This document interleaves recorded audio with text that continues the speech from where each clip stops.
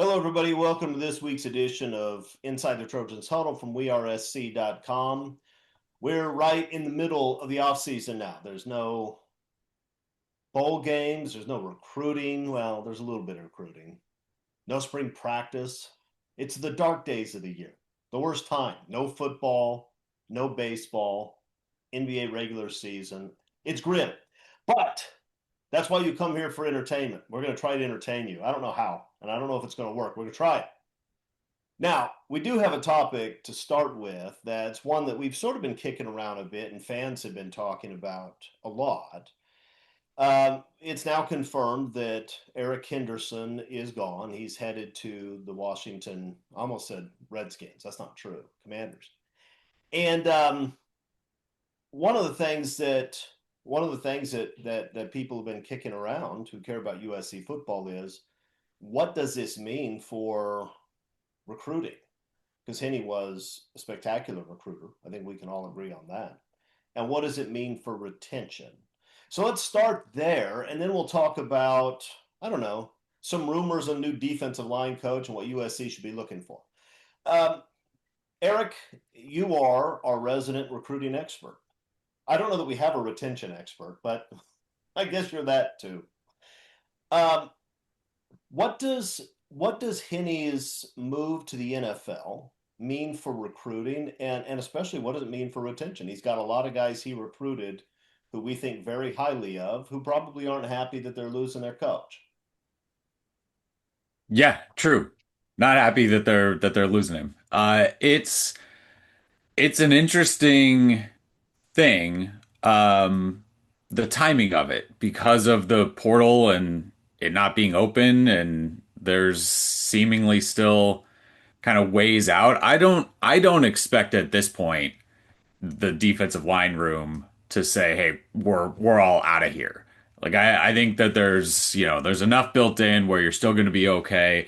It'll be interesting to see how that group clicks with the next coach. But a lot of those, yeah, they came to play for him, and that was a huge selling point of why they went to USC. So you're gonna have to USC, Lincoln Riley, Gary Patterson, the eventual defensive line coach, they're gonna need to, I think, do a bit to kind of smooth things over and make it right for that group. But I also, in this day and age, like you're truly signing contracts with a school entity, and that's where you are for that year, unless you want to go through the courts and all that stuff. So at this point, not getting a sense that there's going to be a run of people trying to leave in terms of retention. From a recruiting standpoint, it's going to be it's going to be really interesting. I mean, again,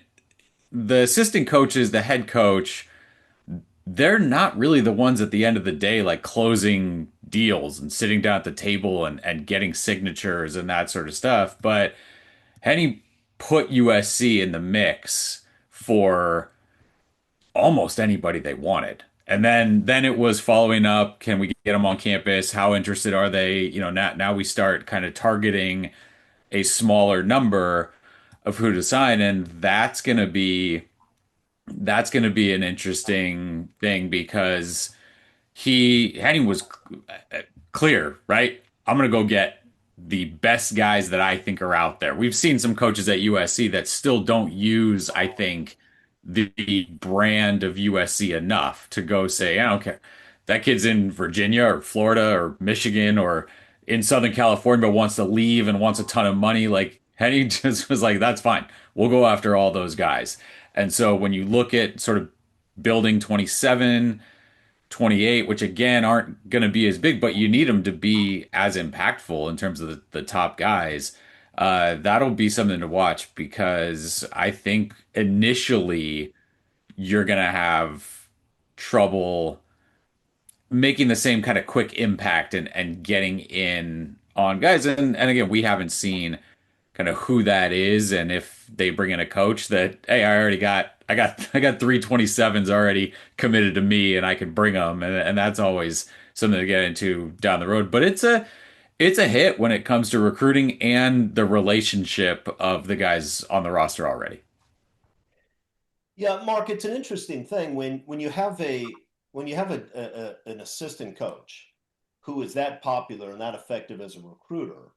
um, he's going to make a significant difference when it comes to recruiting, even though there are a lot of other things, right? Money and the school and the head coach, a lot of other things that are factors, but he's going to make a significant difference. And if you have a coach who is an amazing recruiter and also a really good coach, there's always the pressure to keep promoting him because that's what you're going to have to do to hold on to. I don't know if that was the case with Eric Henderson, right? I mean, I think it's probably too early to say that he can't coach college defensive linemen. I wouldn't say that. I would say that his first year was not nearly as impressive as we expected. And so USC was sort of in a weird position. Henderson is not a proven college, even position coach. He's never been a defensive coordinator except for one game this past year. And so it sort of puts Riley in a difficult position. If you want to hold on to this guy for recruiting reasons, you have to promote him to a position that he shouldn't be promoted to, right? He should not be the defense coordinator at USC based on resume. But if you don't do it, then you have to wonder whether or not the key to your future rosters somehow falls apart. What's your take on that? Is this I mean, there have been a lot of gnashing of teeth on the message boards at wearesc.com. Are the posters right? Is this something we should be panicking about? Well, there's a reason why all the news broke after the transfer portal window closed. It was the last, we've talked about this before. This was the last arrow in your program's quiver to kind of say we're in control. And because there's only one transfer portal window this year, guess what? You don't get to go anywhere until next January if you still want to go somewhere. So people can panic. Um, I don't think it's that big of a deal because once the eventual new defensive line coach is announced, they'll start bonding, they'll get that relationship going, the whole camaraderie, the locker room will work itself out. But also another advantage that USC has a little bit of I think some strategy involved here as well is they loaded up in 2026. They brought in those guys, the Jamion Winfields, the Tom Tapuis, the Luke Wafels.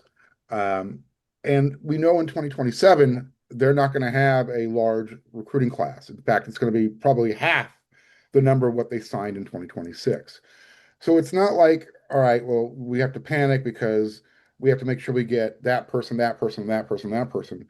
They don't have that many spots to make an offer. So it's going to be very selective. And I think it's going to, whomever the new defensive line coach is going to be that's in charge of the interior, that person will be able to, focus in on some prospects that are out there. USC is really looking at June when it comes to recruiting. Right now, it's kind of, like you said, there's nothing going on. It's dead period. They just had a bunch of contact before we went into this period where you can't talk to anybody. So I don't know. I don't think it's that big of a deal, to be honest with you. He was only here for a couple of years. So did he develop at the level we want? Probably not. But the guys that he brought in, he only had, for 1 year, and then you got this new class coming in that he's not going to have any effect on. So thank you for, stocking the cupboards. Next man up, do something with it. Greg, it's kind of a difficult conversation to have because we don't know who we're comparing Henne to, right? I mean, it's sort of if the whole baseball wins above replacement thing. You have some guy when it comes to recruiting, Henne is the Mike Trout of wins above replacement, right? I mean, he's a difference maker. But that doesn't necessarily mean the next guy is not also going to be a difference maker, right? So it just makes it difficult to do the comparison. But let me ask you this: when if you're Lincoln Riley and you're trying to figure out what you most need in a defensive line coach, what are you looking for? Well, that's a good question. I don't think it's a difficult question, but it's a really good question. First, I was not happy to see Henny leave, and I'll tell you why. It gets down to one word for me, and I think it sums up in many cases what part of the how shall I put this diplomatically? The questions that need to be not brought up. Instability. For those players, I have no doubt they'll get a defensive line coach. You know, it's just like everybody said, we got to get this guy. We got to get players. Yes, he's always going to get players. Depends on how good they are. And if you're going to have elite teams, which USC has in the past on the defensive line when they've been really good, you need to be able to recruit those guys. But the big difference in today's era is, can you keep those guys? Now, if Henny stays, there's not going to be a problem. You've got the guys that are already there that he already knows about. You got the guys that he recruited that look forward to playing for him. And in this instability of players saying at 1 minute, well, wait a minute, I came there for Coach Henny. You know, I think that Riley, unfortunately for him, he has to take the final responsibility. He's the head coach. But I didn't personally ever think that Henny was going to be there for more than 3 years. He already said that he wanted to be the defensive coordinator. And, you know, I look at he comes from the pro world, and even the way college football is, they think along the pro level. Coaches come and go. The timing of it, if he could have just been one more year, okay, fine. You know, the guys are here. We'll see who they replace. But in my opinion, I thought that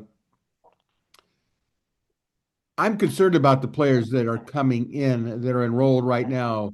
That came in, you know, in the spring semester for USC, because there's nothing that says, and we've already seen it. The guys can't just get up and say, "Well, I came here for Henny, and I don't know who they're going to pick. I'll wait and see who they pick. But if I don't like what they pick or I don't feel comfortable with it, I'm out of here." Or, and that could actually happen if they say, "Well, I'll go through spring ball and we'll see how it goes." And then they could leave right after that. You know, there's nothing about stability right now in college football, in my opinion.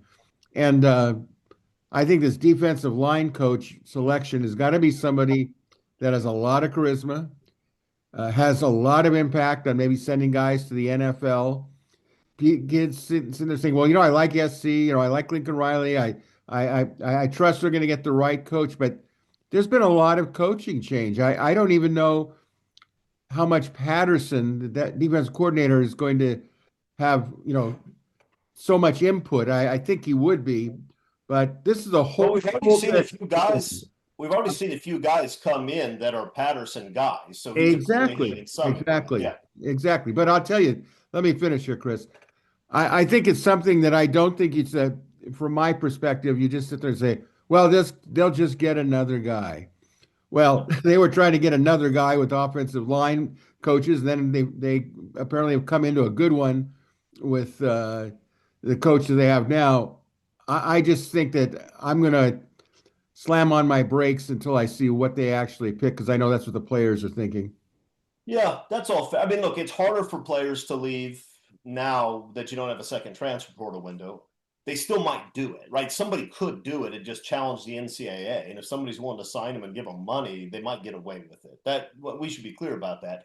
But you haven't seen a lot of that going on. And look, ultimately, I'm not sure what we would have expected Lincoln Riley to do if his choices were make Eric Henderson the defensive coordinator or allow him to go back to the NFL.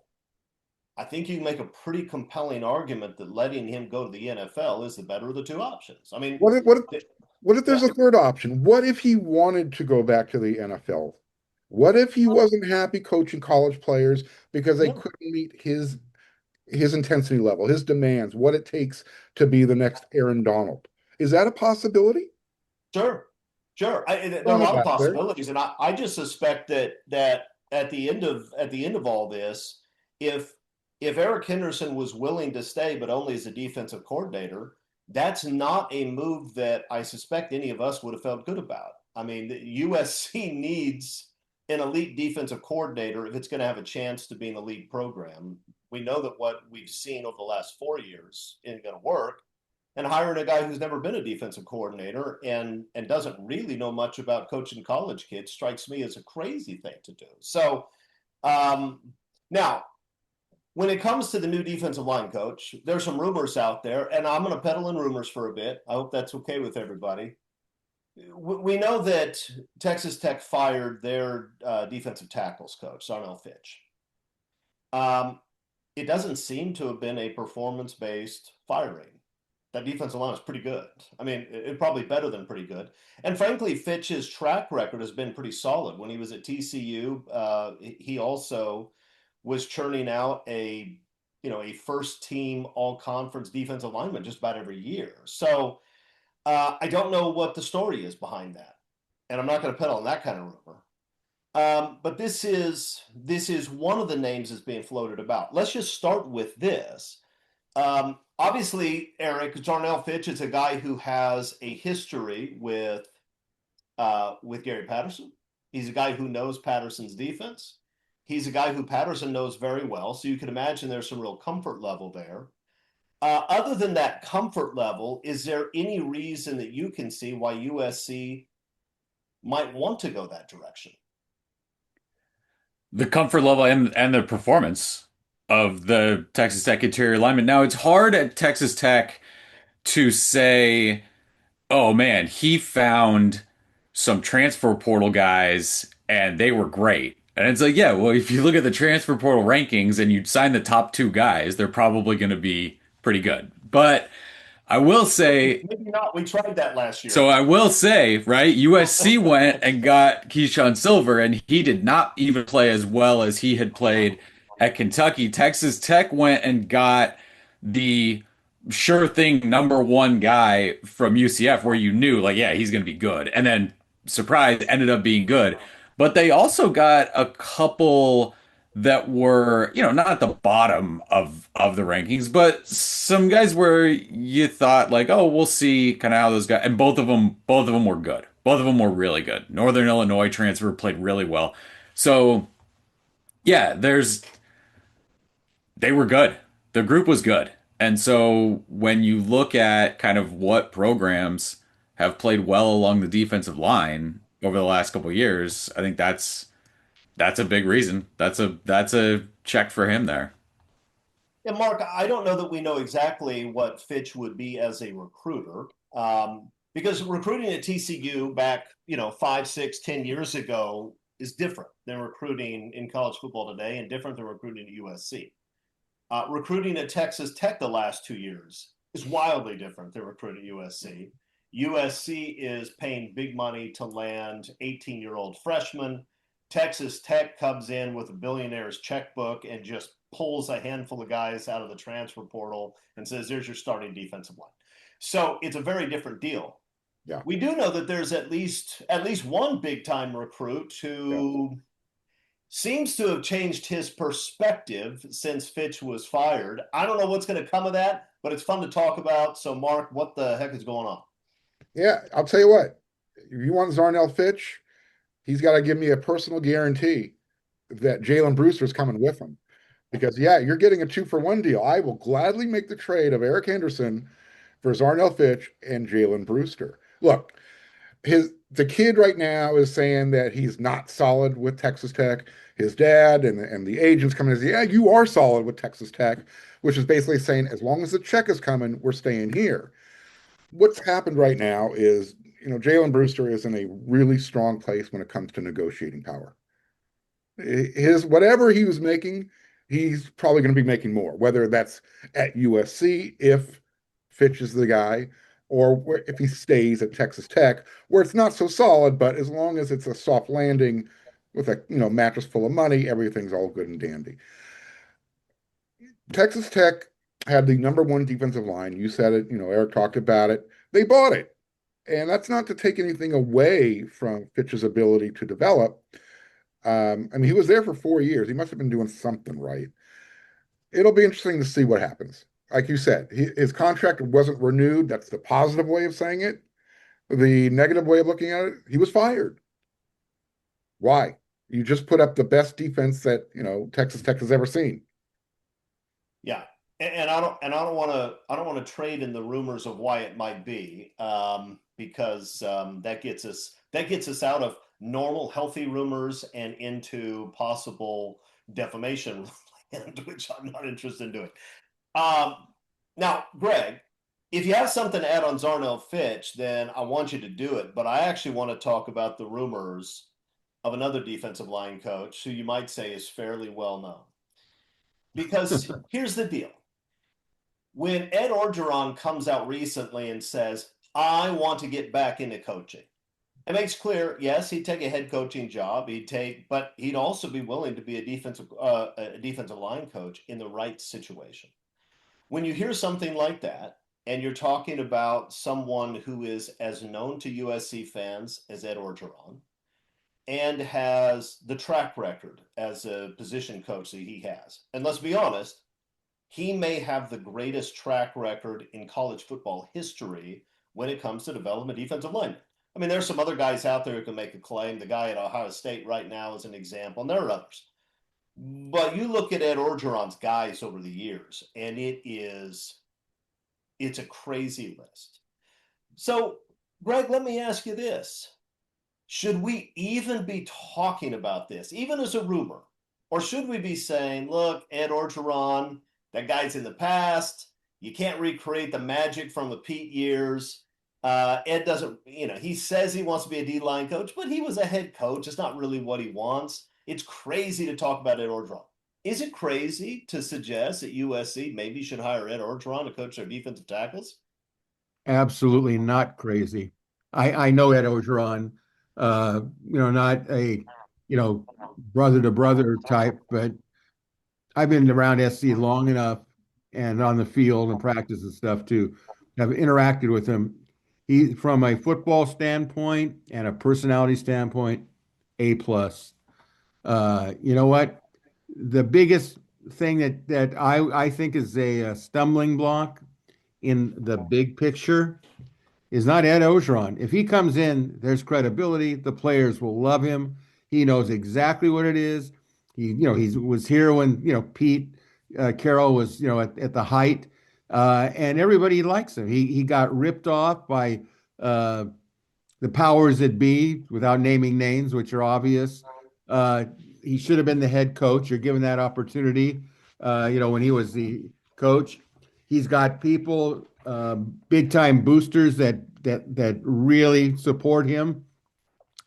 The big thing with me, the problem with that hire has nothing to do with football, coaching, or any of that. Recruiting, he'll recruit with the best of them. I saw that. I'm sure a lot of our viewers saw that video, social media stream that he sent out to Leonard Williams of the Seattle Seahawks. And that was just a reminder that Ed Orgeron can go anywhere in the country and bring somebody in, and everybody knows it. Okay, he hasn't lost it.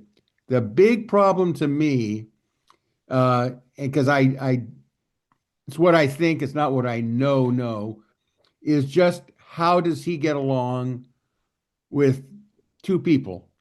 One, Gary Patterson. How does he fit in personality-wise? What do they must know each other, I would suspect at some point. Do they get along? But more importantly, is Lincoln Riley ready for a coach that's won a national championship? Is he ready for a coach that's really super extroverted, big time, is beloved still in the SC community? No doubt about that. And if Ed Orgeron says, what's with some of these rules that you have? You got to loosen up there. And Ed is going to give his opinion. And even if I agree with 100% of his opinions, it doesn't make a difference what Greg Katz thinks. It's what Lincoln Riley feels comfortable with. Now, Lincoln Riley, in my opinion, is in a very precarious situation. He really is hoping that whoever he hires is going to keep that particular position group at the top. It's going to keep Lincoln Riley from being told, we don't care what your buyout is now halfway through your contract. If you haven't been won a conference title in five years, or been a playoff appearance, even more importantly for Riley, how do we support you? How do we sell that to our fan base that if they don't go to the playoffs this year, the doo-doo is going to hit the fan justifiably? So Lincoln Riley's got a decision to make. How much does he deal with the basic fundamentals of Ed Orgeron. I mean, if Ed Orgeron said, okay, you got to be great with the media. They're really important. You got to go out to the boosters. You got to do all this. And Lincoln Riley goes, I'm not doing that. The question is how, I don't want to use this word desperate, Lincoln Riley is, but at this point in time, look at dude, you need to get to the playoffs. And you need, if Ed Orgeron can get you there with a big front four, this is your job on the line. And your job, even if you don't stay at SC, people are going to see how you handle people in decision making. And that's a big, big challenge for Lincoln Riley, in my opinion. So, Mark, Lincoln Riley has now brought on staff a guy who was a head coach for a lot longer than Lincoln Riley has been a head coach, and is in the College Football Hall of Fame. And Greg reasonably is asking, okay, does he want to bring on board another former head coach who has a national title under his belt, and who, by the way, would be dramatically more popular with the USC fan base than Lincoln Riley, right? That was not the case with Pete Carroll. Everybody loved Ed O, but everybody loved Pete because Pete was winning every week, and he was, gregarious and fun. Lincoln Riley is less gregarious, he's less fun, and he wins a whole lot less. If you're Lincoln Riley, do you want Ed Orgeron hanging around with that popularity and that resume and that status as you're struggling to hold on to your job? If you're comfortable in your skin, yeah. I mean, if you have that self-confidence, why not? If you want to have the best staff possible, and everybody has to, check their egos, and it starts at the top. And I'm not saying that this is the case, but hypothetically, yeah, Ed Orgeron is a larger than life personality. Lincoln Riley, he can get out there a little bit. I mean, when he wants to, he's talked about this before. He's not comfortable doing certain things, like being, more of an extroverted type of person. That's something he's admitted that he needs to get better at. So yeah, I mean, Ed can be an overpowering personality. Gary Patterson is coming in as a defensive coordinator. He's a guy who's going to really focus in on the secondary part of that defense because that's what he specializes in. He's a safeties guy. You're bringing in Mike Eckler, who again, he's kind of an extrovert. I mean, you see the kind of passion and the energy he has on the sidelines. He's going to be taking over the linebackers. That's something you need in that room. The line that Coach O said to Leonard Williams that Greg was talking about, and he also reached out to Sam Darnold, did the same thing, was, when you get out there and you're ready to play on Super Bowl Sunday, get there angry. And that's the type of coach I want coaching my defensive line, putting in that type of mentality. When you show up angry, show up ready to go kick some ass. Yeah, I think it could work. And I think Ed has probably softened a little bit as he approaches, his golden years here. I think he can adjust. I think he can handle that responsibility. He checks every single box you need, right? He recruits. He has an eye for talent that's under the radar. Thank you, Mike Patterson. He knows how to develop that talent. He knows how to get him to the NFL, and he has that winning edge mentality. So, look, if you're in the laboratory and you're trying to create the perfect defensive line coach, isn't that Coach Ed Orgeron? So, Eric, Ed does seem to check a lot of boxes. He has the charisma to be a great recruiter. Eric Henderson was a fantastic recruiter at USC. Ed Orgeron has decades of experience being that level of recruiter, right? He's also a guy who probably isn't going to let his defensive line coast through the first half 4 weeks in a row. And let's be honest, that was a problem last year. That's not going to happen with Ed Orgeron. Ed will rip his shirt off and challenge you to a fight in the middle of the first quarter if you do that. But that brings up the other component of Ed Orgeron, right? That the rumor always was that Pat Hayden was just not comfortable having this guy as the face of USC football. There was a bad breakup when he left USC last time. And a lot of fans say, oh, yeah, hire the guy who quit on his team because he was mad he didn't get the head job. Other people defend the action. I'm just pointing out, and Ed has a history of his own baggage, which I'm not going to go into right now. But this is a guy who seems to check a lot of boxes, but also check some boxes that you don't necessarily want checked. So what do we do with all that? Yeah, I balk a little bit at the just the you can't go home again. Like the idea that the second time around is the same magic as the first time. I don't think that that's a guarantee. I wouldn't hate it. I wouldn't hate it. I wouldn't say, man, this is doomed to fail if that's the direction they went. It's probably not the direction I would go. I think it's different when you are the voice of the program, when you are the face that's out there, even if you're the coordinator, right? If you're a guy getting interviewed the way USC does every week, where the defensive coordinator is talking to the media, the position coaches at USC disappear. They disappear. They'll do potentially one thing in the spring, then you don't hear from them outside of if you see them on the recruiting trail or if recruits throw a photo up of them or whatever. So in that way, I don't have the same, is he going to say something? Is he going to overstep kind of his bounds? Is he going to be out in public somewhere when he shouldn't be? That sort of stuff. It doesn't really bother me all that much or concern me. And I also think that the idea that Lincoln Riley might be putting two, big personalities on the other side, and does that overwhelm him as the head coach and that sort of thing? If he puts a defense on the field this year that can keep USC in games against that schedule and do well, 100% of that conversation is going to be Lincoln Riley figured out defense. Like he's going to get the credit for putting a staff together on the other side that keeps his program in those games and makes them competitive against good teams. So in that way, I would tell him again, we're putting this idea, right? Is that a problem if defensive coaches, whatever? No, no. Put whoever is going to get results on that side of the field. And that's really where it comes down to. Like, can Ed Orgeron right now coach college interior defensive linemen to play Gary Patterson's system at an elite level to let you stop the run right now this year? Like, that's it. That's the question. That's the question that you have to answer. I don't care who he recruits in 2027.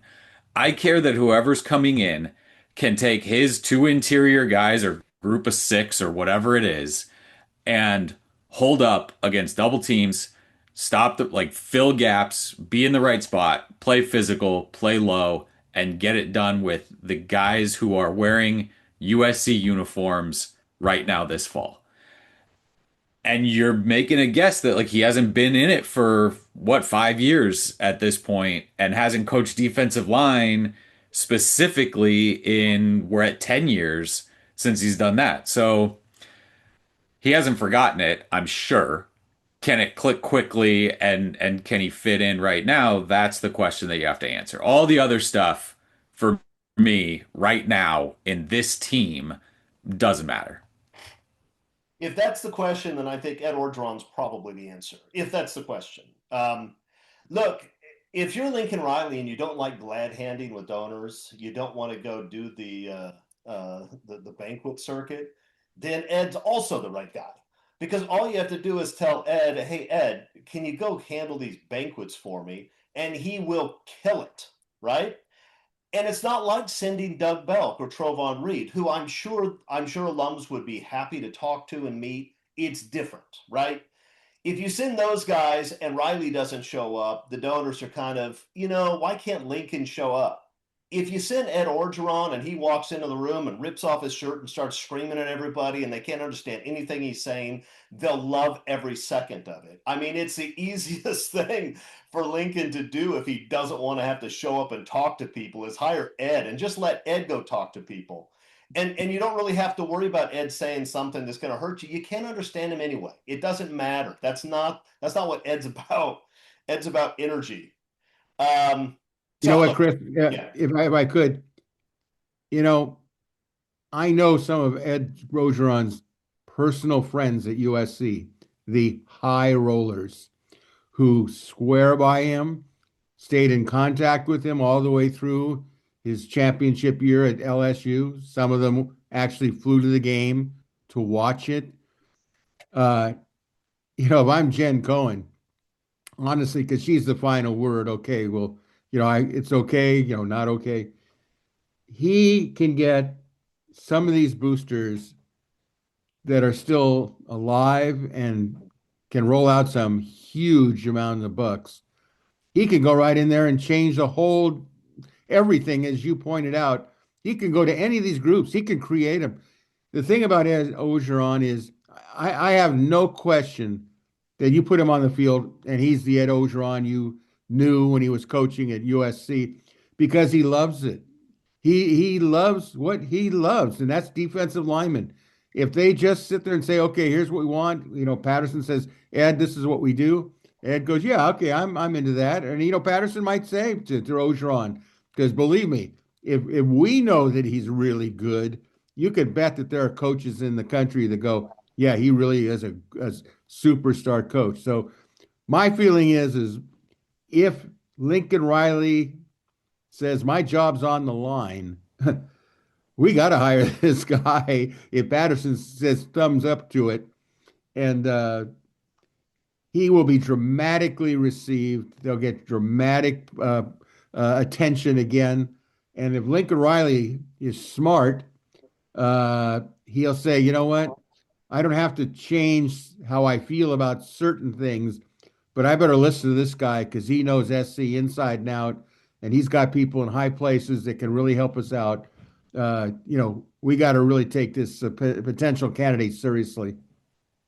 Yeah, look, guys, we're probably wasting our time on this. I don't think it's going to happen, but it's off season. It's fun. Ed Orgeron is great. I only spoke to Ed once. I mean, I've seen him many, many times. I've only spoken to him once. I was at Disneyland, and I saw Ed Orgeron, and I asked him about the rumors that he was going to leave, and he's, I'm not going anywhere. At least I think that's what he said. And then he left like a week later. I'm willing to overlook that. I'm willing to overlook that because he's one of the great defensive line coaches in history and one of the great figures in USC football history, right? If you were just going to list the great assistant coaches that had the biggest impact in USC football, he's on that list. He may not be number one, but he's in the top 3 or 4, it seems to me. So I'd love to have him back, even though I don't think it's going to happen. Last thing, and this is something that was brought up earlier by Greg, and that is how important is continuity? I mean, Lincoln Riley thinks it's important. He talks about it a lot. Now, we didn't have continuity on the defensive side of the ball, like he said we were going to, but he talks about continuity a lot. How much does continuity matter? I mean, should we be concerned that instead of having all those guys back who Lincoln said, or the rumor said Lincoln wanted back, then instead we're having a bunch of new dudes? Is that a problem? Mark, is that a problem? I think if you have your established culture and you've got your locker room stacked with talent, Nick Saban said, "Hold my beer, take my coaches, I'll replace them, I'll get it done." You just need to have the right situation. Head coaches talk about it all the time. Lincoln Riley talks about it all the time. You hire your assistants to get them promoted to taking better jobs or, elevating their careers. What is continuity in college football? What is that timeline? 3 years, 5 years? I mean, it's changed so much, especially with, the head coaches are starting to get younger. Look at the NFL. Um, I don't know if continuity is being redefined right now. Well, Greg, USC under Pete Carroll had guys who left, assistant coaches who left. USC still managed to win. I mean, up until Carroll's last year, they won at a very high level. But you can make an argument it wasn't the same after he lost his, 2002 staff.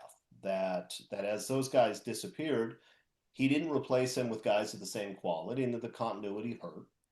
And you have some programs like Ohio State. Ohio State's held on to their defensive line coach, who's fantastic, for a very long time. And up until right now, they held on to maybe the best wide receiver coach in the country for a very long time. So is there something what Lincoln Riley is saying? Would USC have been better off holding on to Danton Lynn and Doug Belk and Rob Ryan and everybody else from that defensive staff? You know, I know this bothers a lot of people, but it doesn't bother me. This gets all back to the stability, the perception of Lincoln Riley. And the bottom line is people are going to look at Lincoln Riley and say, what is his stability in keeping coaches or losing coaches? And you know something? The bottom line to me is it's what people think and trust of Lincoln Riley. Lincoln Riley said a lot of things that were big, important items that don't happen. We're going to be really physical this year. Look at Clay Helton used to say that, and we'd all sit there and go, okay, heard that, done that, isn't happening. We heard the same thing with Lincoln Riley. We're going to be physical. And he says things that come back to haunt him. I wish they wouldn't. I wish sometimes knowing what I think I know now with him, if he thinks something is not going to go over well, just don't say it. Let it happen and then say, yeah, we were physical. I wanted to make sure they were physical before I said they were physical. And I think that Lincoln Riley is in a very precarious situation right now. And he needs to make sure that he has people that are going to represent his selections because some of his selections just haven't turned out well. That's the bottom line. I don't think any of us know what happens if Lincoln has a bad season in terms of job stability. But I'll say this: I think we all know that if he has a poor season in 2026, he's going to lose most of the fan base. We'll see what happens. Eric, wide open defensive line rumors, continuity, anything you want. You get to say it before we start 10 questions. Go ahead. Yeah, so on a couple of those things, I think the continuity thing is can be overblown if you get the right guy. Every single year, there's the same number of, oh my gosh, look at that 1 year turnaround from that team, and also, oh yeah, the message got stale, guy's been there for too long, all that sort of stuff. Like the right guy's the right guy, and it's got to click. And sometimes it's luck with how it works. Sometimes it's we got the right schedule in front of us, and sometimes it's just yeah, that's the right guy in that situation, and you made a great hire for there. Corey Otherman, right at Miami. This was his first year. Clicked like you can do completely different things and it works, and that collection of coaches for that year is a better fix, a better work for that group of players than if you had brought everyone in and had the comfort level of, oh, we know what we're doing now and we don't have to install so much and any of that stuff.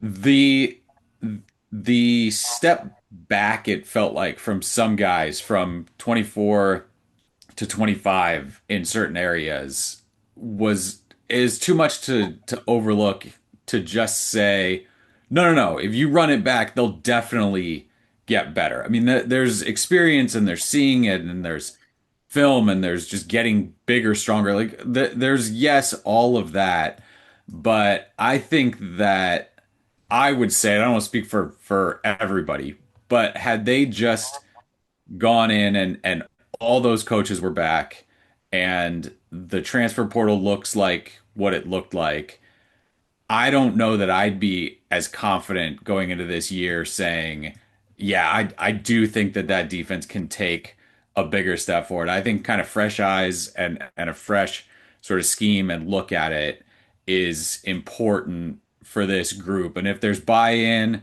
and all that stuff from players, I think the ceiling is higher for the 26 defense with again, sort of this new look at it, fresh eyes, all that sort of stuff. So that for me is the continuity aspect and the step forward. I don't know that we specifically saw in certain areas growth throughout the year where it said, yeah, let it ride. Like there's a next step for sure coming at these important areas. And it's right, it's front seven. It's the way they attacked run defense, the way the linebackers played, that sort of stuff is specifically where we're talking about feels like sort of new blood was needed in those areas. Yeah, I mean, look, it's nice to be able to say, continuity, the guys know our system, we're going to build on it. But if the guys didn't look like they knew what they were doing last year, I don't feel great about the argument anymore. Okay, guys, 10 questions. Here we go. You ready? Question number 1. Is Sam Darnold, Super Bowl champion, the greatest redemption story in USC football history? Greg, you're our resident historian. Yes or no? Well, I don't know if he is the greatest, but he's certainly in the conversation. I think that, one of the things that I was thinking about when I read your question was I think, now look at Sam Darnold. Look how he came out of SC. Even when we used to attend practices, I might add, we saw that Sam Darnold was the best quarterback that SC had when he was young. But they wouldn't start him. They wouldn't do it. I drove me nuts. I go, what is it that they see that I don't see, because it was so obvious. And of course, they finally went to Darnold, and look what he did. He was a great quarterback. Look what he did. He's a winner. And the thing is, he's done it since San Clemente High School. He's done it when he's SC. He had to find the right place, the right spot for him. And, in the end, he won a Super Bowl, and it wasn't a great performance, but there was no turnovers. He managed everything the way it should be. And he is the type of person that players coming up could sit there and say, look at Sam Darnold never gave up. I'm never going to give up. Look how it turned out for him. And you always have to wonder this, and sorry if I ruffle some feathers here, but just what did Sam Darnold have that Matt Leinart didn't have? And that's not to say that Matt Leinart wasn't perhaps one win, the Texas win, from being considered the greatest quarterback in USC history, because he would have deserved it. But what was it about Darnold facing all the challenges that he faced to get to this point that other quarterbacks just didn't seem to have? Because SC's had some great quarterbacks, no question about that. Well, I don't know if Matt ever got put in a good situation the way Darnold did. He certainly got put in some Absolutely. bad ones the way Darnold had, and he couldn't escape. He didn't have the escapability Sam has. But Mark, what do you think? Can you think of a better redemption story in USC football history than Sam Darnold? Or is he the one? He probably sits on top of the throne right now. I mean, I was trying to think of other USC players who got to the NFL and didn't play well, and then all of a sudden played well. I mean, Lendale White comes to mind. He kind of got fat and sloppy, and then all of a sudden he turned in some nice seasons. Mike Williams, similar, big, BMW. But yeah, who else comes even close to what Sam did? I mean, 5 teams in 8 years. Minnesota literally let him walk away after leading to what, 14 wins? I mean, it's kind of crazy. It's kind of crazy. He's such a humble dude. I mean, you watched him after the Super Bowl, it looked like he just, I don't know, won a spring training game. It almost like he had no personality almost. It was weird. Yeah. Eric, what do you think? Yeah, Darnold's short list, like top two, top three for NFL redemption. For USC, it's Carson Palmer, just within USC. From what he did 2000 to then winning the high, like 2 years later, the numbers are insane.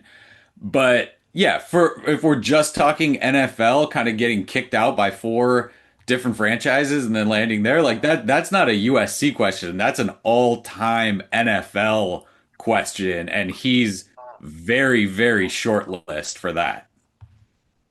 He is the list. I mean, Okay, number 2. So there's talk about USC football being displaced by the 2028 Olympic Games and maybe having to play at SoFi. So I have a question about the Coliseum. Does playing in the Coliseum put USC football at a disadvantage compared to other blue blood stadiums? I think the answer is yes. Mark Culkin, do you agree with me? I don't understand why you're saying yes. I'll agree with you if you explain your rationale. Well, if it's a good rationale, it may not be.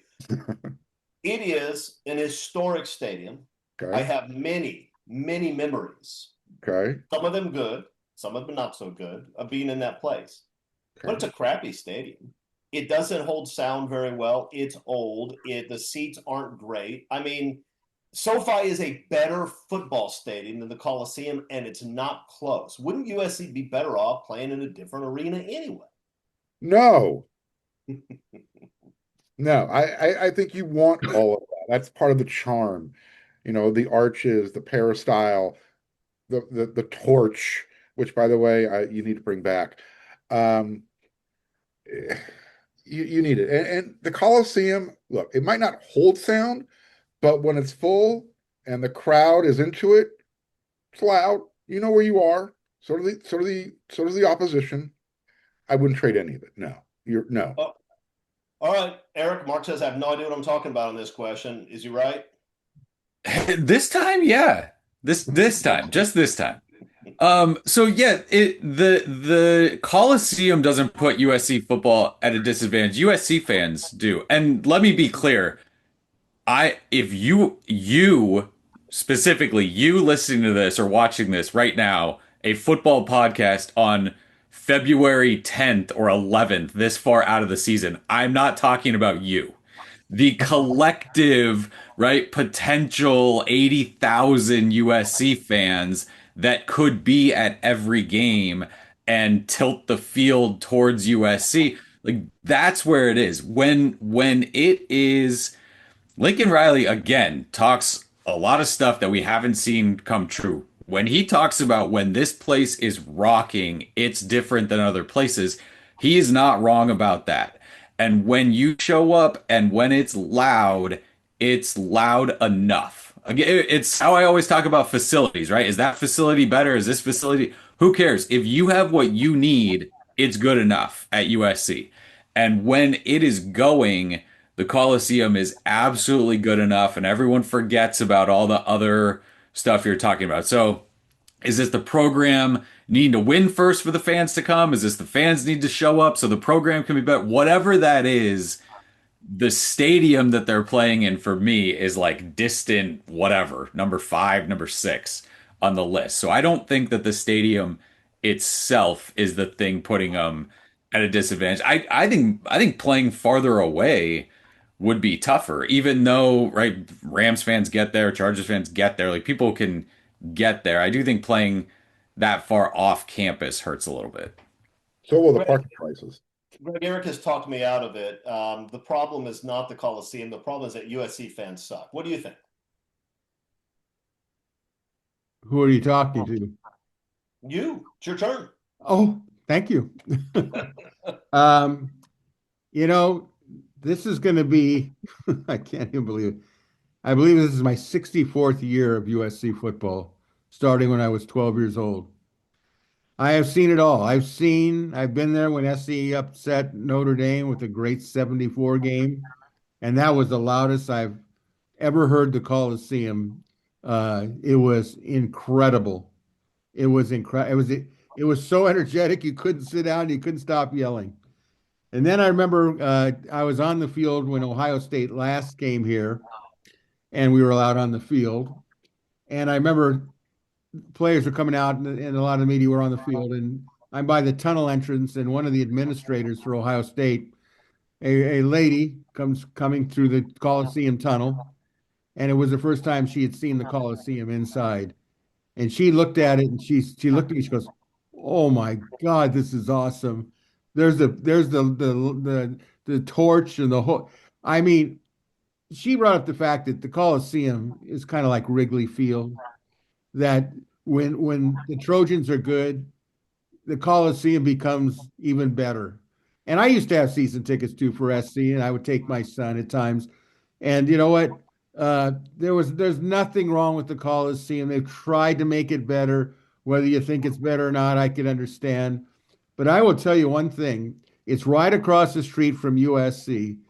That's a lot better than the school on the other side of town has. The folks don't want anything at Drake Stadium for a football stadium. They're willing to go to SoFi Stadium or the Rose Bowl, whatever the case may be.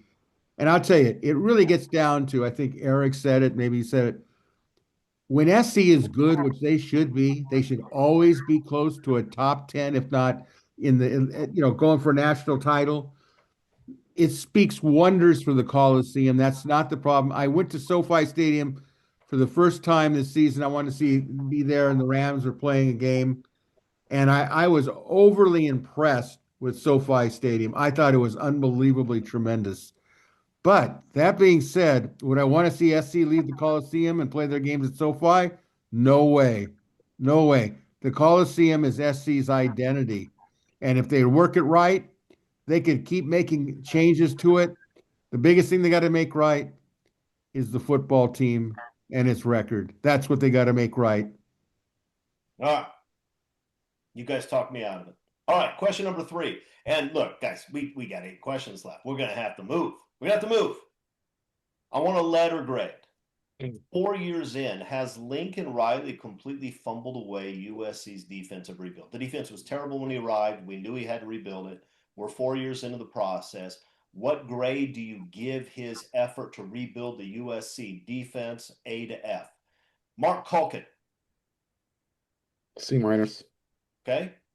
Might be generous. Eric McKinney. Yeah, I'm gonna average it there because it's really 2 grades. I don't want to drag this out, but it's Sounds like you're going to, though. it's an F to start. It's an F to start because there was no plan. There was no rebuild plan on that side.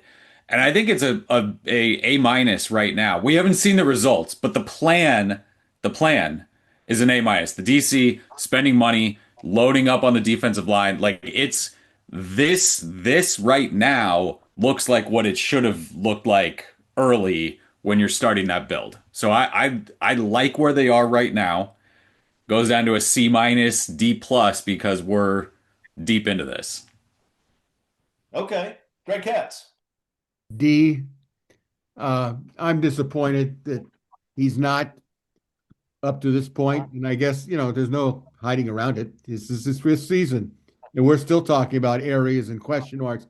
I don't care about the question marks anymore. I already know what they are. It's either you got it done or you didn't get it done, and so far he hasn't got it done, and it reflects everything. So a D, I don't know what his Rolex is as far as knowing coaches and caring about coaches. I think he tries. But a lot of us, and myself included, we try certain things and we just don't get it done or we're not good at it. And I think that's the bottom line. He's got to prove that he's more than just a quarterback guru and a good play caller. It's way beyond that and affects the defense, and it's a D for me. All right, I'm going to stay with you, Greg. Question number 4. It's 4th and 1. The game is on the line. USC is running the football. We're not going to throw. This is none of that play action 4th and 1 stuff. We're not going to spread the field with 5 wide. We're lining up with tight ends. We're lining up with running backs. We're going to run the freaking football and pick up a yard. Who are you giving the ball to? Anybody from USC football history? Who gets it under those circumstances? Me? Yeah. Well, no, not you. We're not giving it to you. You're old, Greg. We're giving it to a USC football running back. Who's it going to be? There's so many great ones. I mean, just one. I want just one. Near the goal line? 4th and 1. I don't care if it's 4th and 1 at the goal or 4th and 1, but the game is on the line. You have to get this first down. Who are you giving it to? Well, if I'm going up the middle, it's Sam Cunningham. Sam Bam. He's gonna fly over there 50 feet in the air and fall down. You could pick Charles White because he would attack it, but So, Cunningham, Greg, are you just going to answer for all of us now? Greg is going to go through the list. Mark, who do you want? He took Sam Bam. So, and he also took Charles White. So I guess the next guy on the list is going to be Marcus Allen. Marcus Allen, one of the great short yardage backs in NFL history, despite the fact that he didn't weigh that much. Eric McKinney, who are you giving it to? Yeah, those are the 3 that we should have all picked. I'm gonna say Lendell White because he can give me 1. If it's 2, I don't know. He can give me 1. Hey, how about Ricky Bell? Ricky Bell's getting left out of this one. OJ, you No don't think wrong. OJ can get a yard? All right. I like those answers. Okay, guys. Does USC have a viable backup plan at left tackle if Elijah Paige gets hurt again? Mark, do they? Yeah, we saw it last year. It's right now the viable plan is Tobias Raymond. Good player. Probably not a left tackle. Good player. Eric? Yeah, that's the viable play. No, nobody has a backup left tackle who's as good as the starting left tackle. So as far as USC is concerned, I think you're okay. I think you're okay there. I think it's again, you can make a passable line of five if something happens there. Yeah, Greg, that sounds pretty fair to me. What do you think? I mean, I look, Elijah Paige is in the running for all Big Ten honors this year. It's probably ridiculous to expect that the number two guy can do that. But does USC have a viable plan so that the offense doesn't fall apart if he gets hurt? I'll go with Tobias Raymond. Yeah. Yeah, I think that's right. And Tobias is not an all Big Ten left tackle, although he may be an all Big Ten left guard. We're going to find out. Okay, number 6. Other than Fight On, Tusk, and Conquest, taking those off the board, what song do you most like to hear the USC marching band to play? Mark Holken. Frankenstein. Frankenstein, he says. Eric McKinney. Heartbreaker. They've been doing that one for a long time. Greg Katz. All right now. Okay, all good choices. All right, listen. Number 7, what's the one change in college football on the field? I'm not talking about portal. I'm not talking about NIL. I'm not talking any of that stuff. Just on the field. What's the one change that you've seen take place in college football that you most wish would not have come about? Eric McKinney. The overtime stuff, going to just 2 point conversions for 100 years. Once you get into whatever it is, second or third, or there was a head coach last year, I think, that didn't know the overtime rules. So I don't feel terrible not knowing them. All right, Greg Katz. Um, Repeat the question again, please. What's the one change that we've seen in college football on the field that you wish would not have happened? You wish it could go back to the old way? I think the spacing of the hash marks. I think they should be have stayed wide and not brought in closer together. That's just my opinion. Interesting. Okay, Mark. The new clock rules. I'm not a big fan of trying to speed up the game. And I think it's affected the way coaches are coaching the game, trying to figure it out as they go. All right, let's stay with you, Mark. Is there an NFL rule that you think college football should adopt? No. I want college and NFL to be this far apart forever. All right, Eric.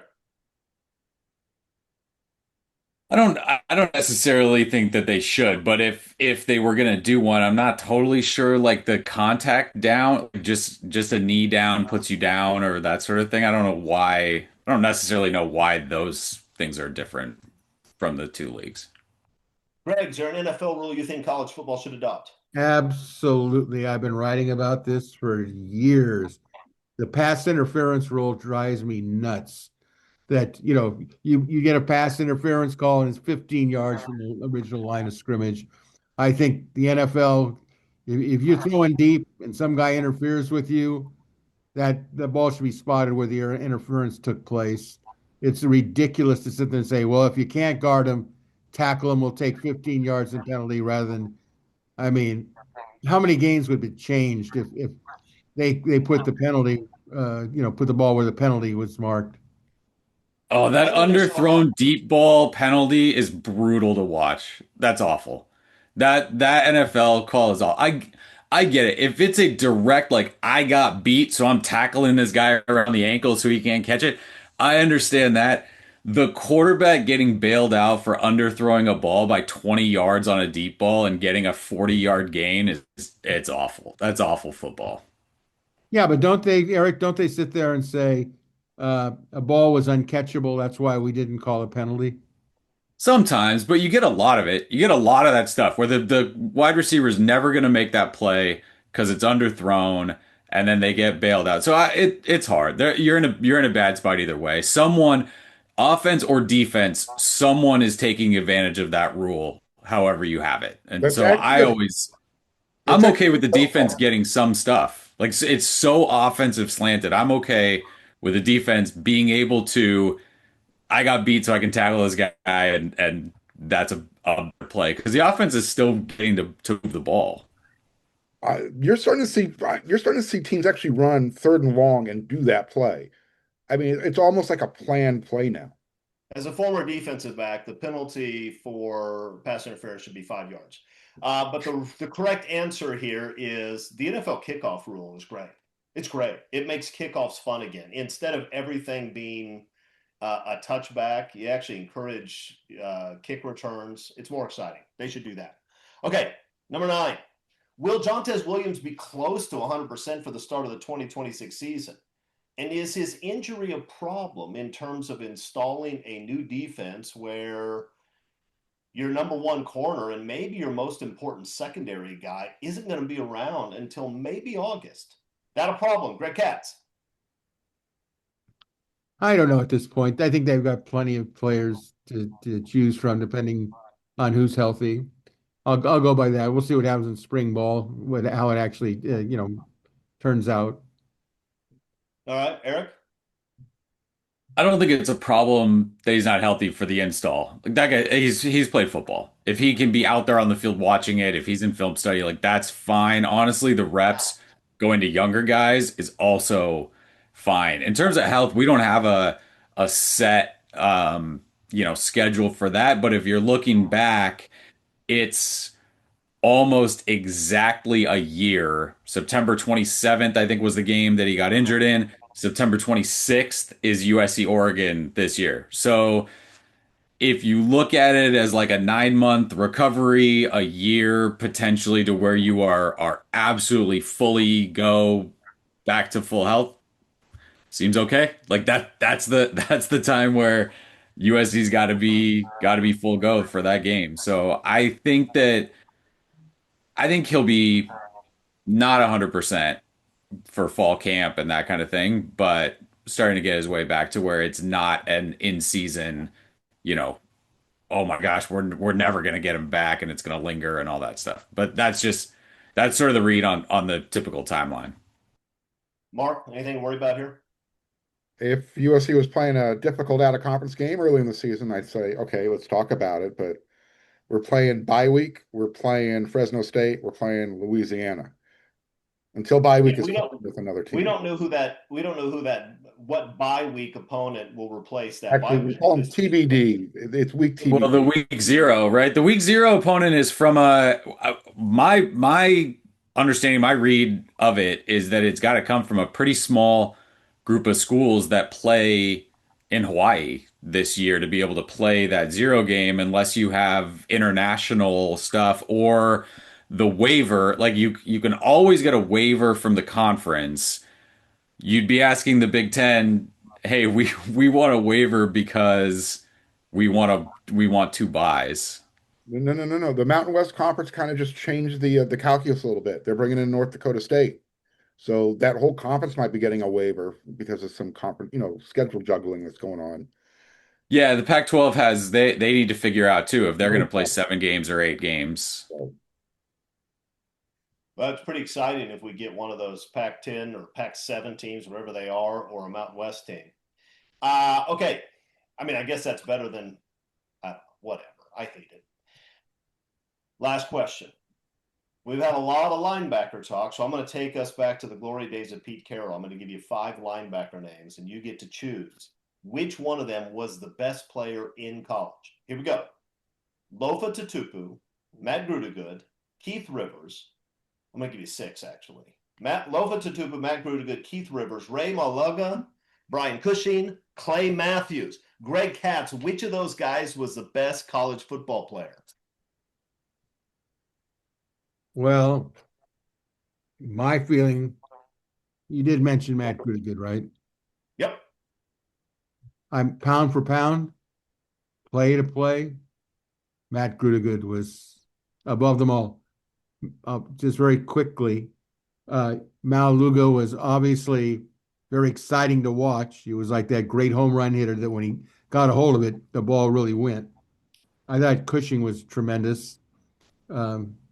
Matthews They speaks were for all good. himself. I didn't include a bad player in this list for a No, reason. no, those were good options. You're going with Matt Grudegood? Okay, Mark Yes. Colkin, who do you got?